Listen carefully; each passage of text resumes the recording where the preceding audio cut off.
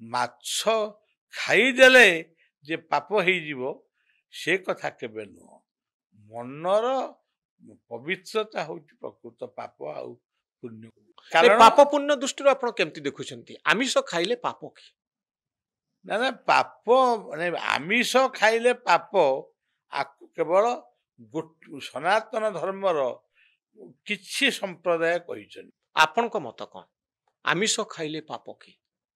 ଦେଖନ୍ତୁ ସାଇରାମଙ୍କ ଆଶ୍ରମରେ ରସୁଣ ଚାଲେ, ଶିରିଡି ସାଇଙ୍କ ଆଶ୍ରମରେ ରସୁଣ ଚାଲେ, ରାମକୃଷ୍ଣ ପରମହଂସଙ୍କ ଆଶ୍ରମରେ ମାଛ ବି ଖାଆନ୍ତି।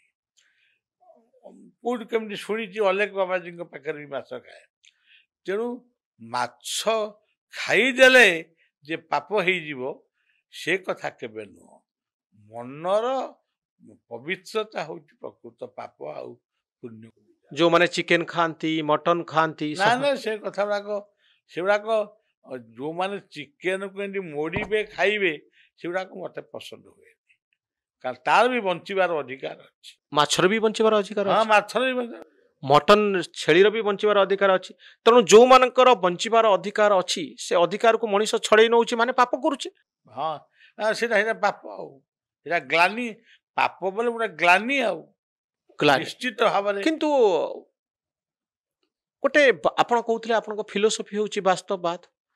ବାସ୍ତବବାଦ ଦୃଷ୍ଟିକୋଣ ଦେଖନ୍ତୁ, ମୁଁ ଆରମ୍ଭରୁ ଆମ ଦର୍ଶକ ମାନଙ୍କୁ କହିଥିଲି ଯେ ଅନେକ ଗୁଡ଼ିଏ କୌତୁହଳପୂର୍ଣ୍ଣ ପ୍ରଶ୍ନ ଅଛି ଏଇ ମାଛ ମାଂସ କଣ୍ଟେକ୍ସଟରେ। ମୁଁ ସ୍ପଷ୍ଟ କରିଦେଉଛି ଯେ ମୁଁ ଜୀବନରେ କେବେ ଆମିଷ ଖାଇନି।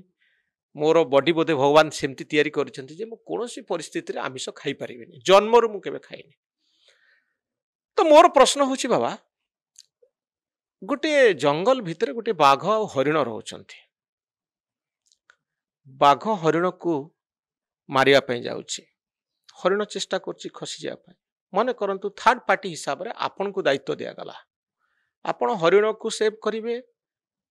ଯଦି ହରିଣକୁ ଆପଣ ସେଭ୍ କରନ୍ତି ତାହେଲେ ଆପଣ ବାଘକୁ ତା ଖାଦ୍ୟରୁ ବଞ୍ଚିତ କରୁଛନ୍ତି।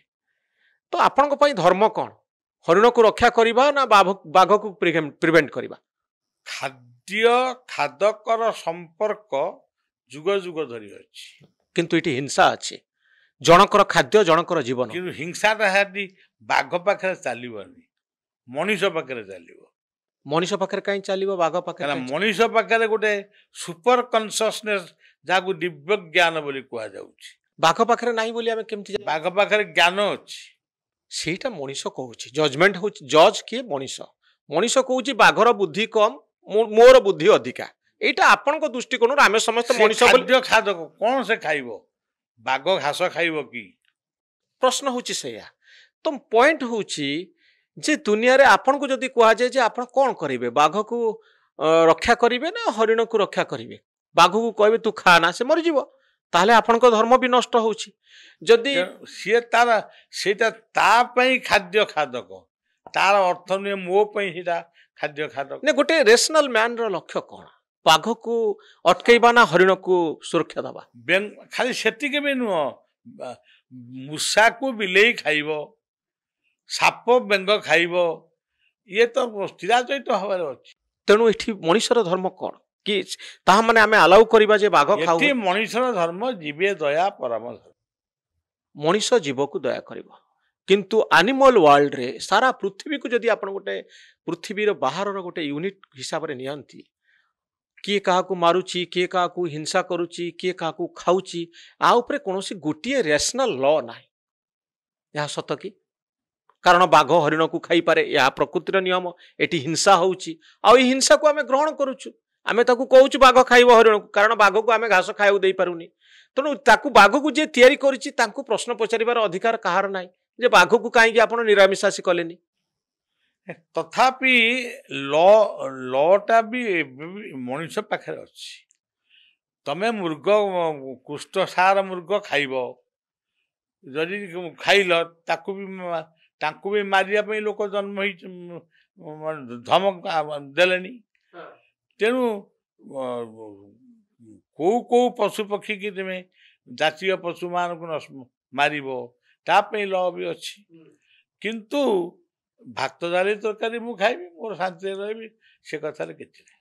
କିନ୍ତୁ ଏଇ ଯୋଉ ଲ ଆପଣ କହିଲେ ଯେ ମଣିଷ ମାନଙ୍କ ପାଖରେ ଆପ୍ଲିକେବଲ ମଣିଷ ମାନେ ଆମିଷ ନିରାମିଷାଶୀ ଚୁଜ୍ କରିପାରିବେ ଆଉ ବିନା ଆମିଷରେ ଲୋକ ଖାଇ ବଞ୍ଚିପାରିବେ ବାଘ ବିନା ଆମିଷରେ ହୁଏତ ନ ବଞ୍ଚିପାରେ କୁକୁର ହୁଏତ ନ ବଞ୍ଚିପାରେ ତେଣୁ ୟୁନିଭର୍ସର ଲ ପୁରାପୁରି ହିଂସା ବିରୋଧୀ ନୁହେଁ এই পৃথিবীর আত্মাকে যে তৈরি করেছেন বা यूनिवर्सर যে ল से ল पूरापूरी हिंसा प्रति न्यूट्राल नुह जे मोटे हिंसा न हो कई क्या न खातु समस्ते निरामिषासी रुहतु हिंसा सृष्टि हवा उचित नुहे रक्तपात हवा उचित नुहे पृथ्वीर नियम सेया कहूनी ନା ସମଗ୍ର ବିଶ୍ୱ ତା ଭିତରେ ଅଛି ଆଉ ଭାରତର କେତେକ ଆଧ୍ୟାତ୍ମିକ ଲୋକ ତାଠୁ ଦୂରେଇ ଆସିଲେ କେମିତି ହବ ଭାରତର ତ ଅନେକ ଜାତି ଅଛନ୍ତି ଯେଉଁମାନେ ସେମାନେ ଆମିଷ ପ୍ରିୟ ଆଉ ସେ ସବୁ କିଛି ନୁହେଁ ସେ ସବୁ କେବଳ ଗୋଟେ ଚାଲିଛି ଗପ